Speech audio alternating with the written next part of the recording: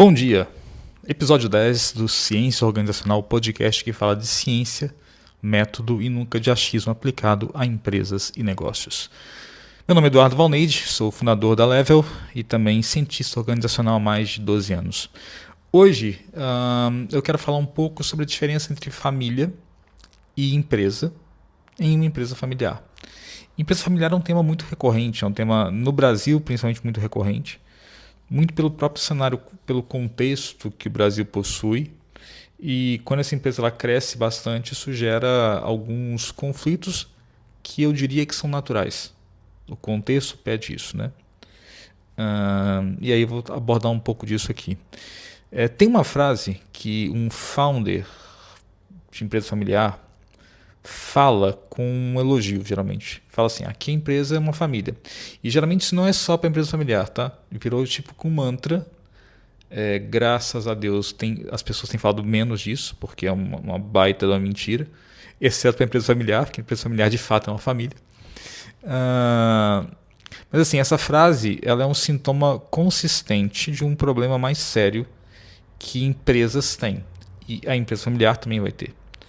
Que quando essa frase é dita com orgulho, geralmente ela significa que ninguém ainda diagnosticou que vai destruir a empresa nos próximos 10, 20, 30 anos. E a gente discute o porquê justamente agora, tá? Primeiro assim, porque o ponto fundamental é que a sobrevivência geracional de uma empresa familiar ela é um tópico sensível. 30% das empresas familiares, somente 30% chegam à segunda geração. E menos de 15% chegam à terceira, na média. E 3% vai além da quarta geração. Então é um padrão não só brasileiro, como um padrão internacional. Isso aí você pode ver em reportes de consultorias internacionais. Eu peguei um conjunto de várias que falam bastante disso. Tá? E se você pega um dado do IBGC de 2019, que ele fala que 72% das empresas familiares brasileiras não têm um plano de sucessão para cargo-chave. E aí você começa a ver que o buraco é mais embaixo. E existe uma questão sistêmica a ser observada, que é uma questão importante. O ponto é, geralmente a governança de família ela é um mecanismo formal para tratar uma dinâmica familiar. E não é tratada como uma governança corporativa tradicional, entende? E aí, nesse caso, na hora que eu tenho que ter uma autoridade requerida, que é uma coisa que a gente vai até falar de Jacques, né? Quem decide o quê, em função do que a pessoa consegue de fato executar cognitivamente e qual a responsabilidade que ela tem sobre cada coisa, a gente vê que a família opera por um vínculo afetivo permanente, que não tem como discutir. A família existe antes do negócio, então ela precede. Se ela precede, ela tem prioridade inequívoca. Só que essa prioridade às vezes é confundida com o padrão de gestão. E aí que as coisas começam a ficar um pouco confusas e podem levar a um quadro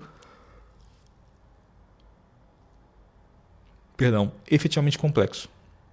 E esse quadro efetivamente complexo é o quadro que a gente não quer que aconteça, que vai levar àqueles percentuais que eu falei um pouco antes, né?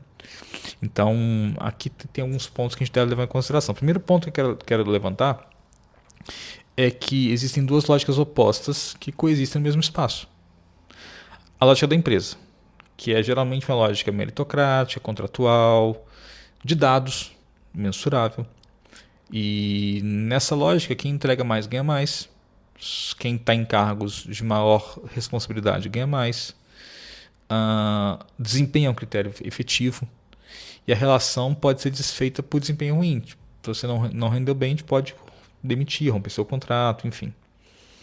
E o horizonte de avaliação dessa lógica empresarial geralmente é trimestral e anual. Tá? No geral, pessoal, por favor, tá? Depende muito da coisa da empresa, mas a lógica trimestral e anual é uma lógica boa para empresas de pequeno, médio e grande porte, para não se perder no horizonte decisões importantes. Já a lógica familiar é uma lógica permanente, é um vínculo que você não consegue condicionar alguma coisa, então é um vínculo incondicional, e você não vai demitir um filho, você não vai promover um filho, né? Filho como cargo, né? O filho é filho independente do que ele faz. Então o critério é vinculativo, não é uma relação de desempenho.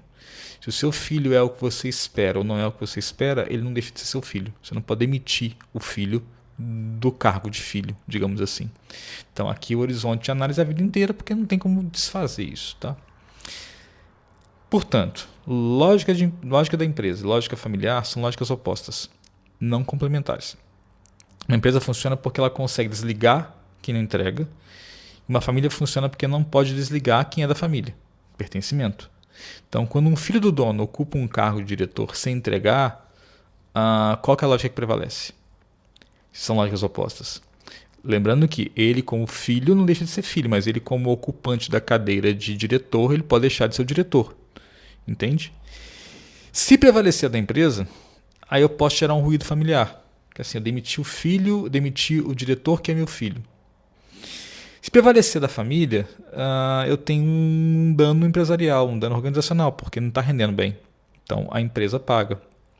Ou seja, se a empresa familiar é mal estruturada na arrancada, antes de tomar a decisão de quem faz o quê, de quem vai ser o sucessor, você vai viver uma ruptura permanente. Ou você vai viver uma ruptura da lógica familiar, ou da lógica empresarial. Eduardo, mas tem lugares que as pessoas entendem. Sim, mas existe ali um ruído, existe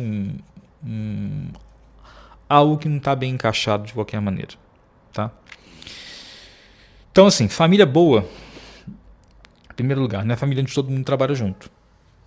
E empresa boa não é empresa que dá emprego para todo mundo da família. Quando você confunde os dois conceitos, você está construindo um híbrido que possivelmente vai falhar nos dois lados. Uma empresa medíocre e uma família tensa e cheia de conflitos. A pergunta é se você está construindo de fato, conscientemente, um sistema que separa as duas coisas, ou está deixando o tempo decidir qual deles, vai colapsar primeiro. Tá? Noites mal dormidas tem isso. Qual colapsa primeiro? E a mesma coisa eu indico, não é a mesma coisa, mas é parecido. Amigos. Amigo, não estou falando de colega não, tá? Amigos. Empregar amigo é muito complicado. Porque você empregou, você está colocando ali ou a tua empresa em xeque ou a amizade em xeque. A não ser que o amigo renda excepcionalmente bem, mas ele tem um caminho só para seguir. Entende? E aí a coisa pode complicar.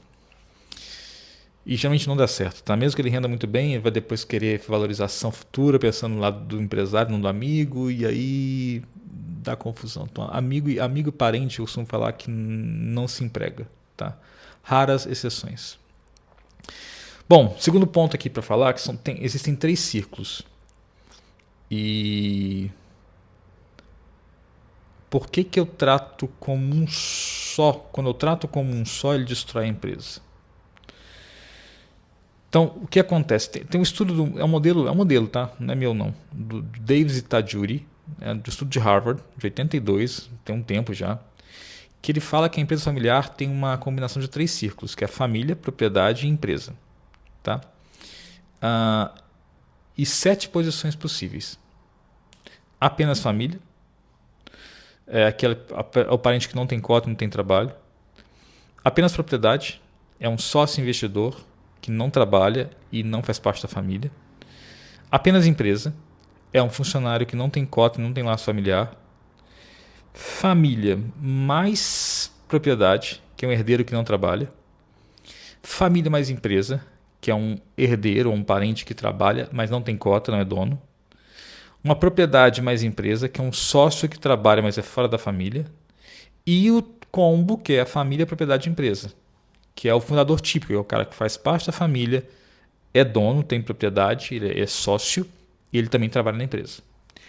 Cada posição dessa tem interesses muito diferentes e a lógica de decisão também tem que ser diferente. Então, um filho que trabalha, mas não tem cota, né, ele quer ascensão. Um filho que tem cota, mas não trabalha, ele quer dividendo. Um sócio externo, não faz parte da família, que trabalha, quer uma governança transparente, não quer favorecimento familiar. O fundador, que é o combo, né, o família, propriedade, empresa, ele quer tudo ao mesmo tempo. Então, o conflito aqui não é psicológico, é estrutural. É simplesmente estrutural. São pessoas em posições diferentes, tendo interesses diferentes, legítimos. E não tem interesse melhor ou pior, tem interesses diferentes. Não tem uma família boa, tem uma família que resolve isso por afeto, né? ou não. E aí, resolvendo com governança formal, eu vou ter uma voz mais própria para cada posição em fóruns diferentes. Então, o que destrói a empresa familiar não é a briga de irmão. É a ausência de um espaço claro, formal, onde a briga pode acontecer com regra. Que é o famoso briga corporativa. Né? Sem esse espaço, a briga vaza pro churrasco de domingo. Tá, sacou? Vai para um jantar. E aí você tem um reflexo familiar que não é desejado. Ou pode ir para reunião de diretoria, reunião de conselho, destruir a empresa também de um jeito diferente, meio de fofoca, intriga. Então, com esse espaço claro, cada interesse tem um fórum próprio, a coisa funciona bem. Isso tem um nome técnico, é governança familiar.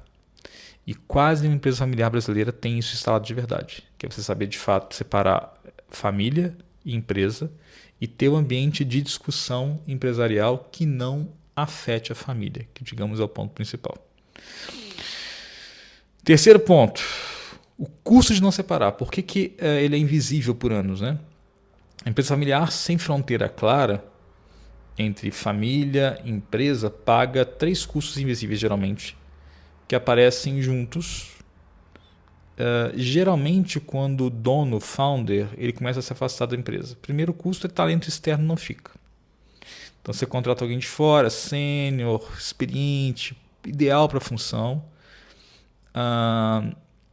E ele percebe, essa pessoa percebe que a decisão final passa por dinâmica familiar opaca. Então, assim, eu tenho que agradar fulano, tenho que falar com fulano. Se eu não falar com ciclano, que é o pai do fulano, eu não vou ter como fazer isso. Então, em menos de 12, 24 meses, a pessoa sai. Porque ela sabe que ela está refém de um ambiente familiar que ela não domina e que ela não faz parte. E, geralmente, profissionais de menor calibre, eles ficam. Mas aí você já sabe qual é o problema disso, né? Tem um problema sério. E aí você gera uma espécie de panelinhas. E a panelinha vai ter um custo para a empresa. Segundo custo, próxima geração não desenvolve. Então, os filhos do founder, os sobrinhos, netos, quando entram na empresa, eles ocupam cargos altos sem ter capacidade cognitiva para tal. Só porque é filho, ou neto, ou parente. Então, ele aprende que o cargo é quase real, entendeu? É algo por sangue, não por entrega. E aí, quando chega a hora de assumir de fato, não está pronto. E ninguém ao redor tem autoridade para dizer isso. Porque é relação familiar, então tudo tem que ser colocado em panos quentes. Colocado com panos quentes, né, para poder amortecer a dureza do fato. Terceiro custo é a decisão estratégica que fica refém de jantar de domingo. Ou de churrasco, que eu falei antes. Né? Uma decisão importante, investimento, contratar, demitir, mudança de estratégia, tudo vira conversa informal de família. Então não vira uma conversa de empresa. Você vai ter uma reunião na empresa com a diretoria, vai para o final de semana, senta com seus irmãos que são sócios e aí tudo muda, chega na segunda-feira, aquilo que a gente conversou já era, a gente vai fazer diferente. Então para que você juntou? Fez uma reunião para quê? Que jogada é essa? Né? Que perda de tempo é essa? Então, esses 3 custos eles costumam andar juntos. Tá? E eles costumam aumentar muito no período de transição. Quando o founder quer se afastar, quer se retirar da empresa. E aí já é meio tarde para instalar uma governança de família do zero. Porque a governança é um processo que não é feito da noite para o dia. Ela demora anos para ser de fato implementada. Tá? O começo tem que ter um começo, mas a implementação clara demora um tempo. Então, quase toda empresa familiar que eu vejo em crise, ela foi uma empresa familiar saudável que adiou demais a separação entre família e empresa. Então o founder achou que o carinho, o bom relacionamento resolveria. E resolveu por 20 anos. E aí não resolveu mais. E aí quando parou de resolver, não teve mais tempo de construir a estrutura que deveria ter sido construída. Quando de fato aquele sistema funcionava improvisado. Então construir a governança quando a empresa está bem é um trabalho bem ingrato. Não tem urgência aparente. Não construir é apostar que a urgência não vai chegar e ela vai chegar uma hora. E aí, quando chegar, vai ser tarde demais. Então, você pode pensar assim, tudo bem, entendi o que você falou, faz sentido. Mas eu acho, Eduardo, que separar empresa e família é desumano, é frio. Não dá para tratar meu filho como funcionário comum. Diria que a confusão aqui não é a palavra separar. Não é tratar o filho como estranho. Você vai tratar como filho. Eu teve um caso meu, né? Eu fui aluno do meu pai. Meu pai é professor de física e ele me deu aula no segundo ano do ensino médio. E eu chamava ele de pai, não de nome, porque ele é meu pai. Mas ali eu respeitava ele como professor.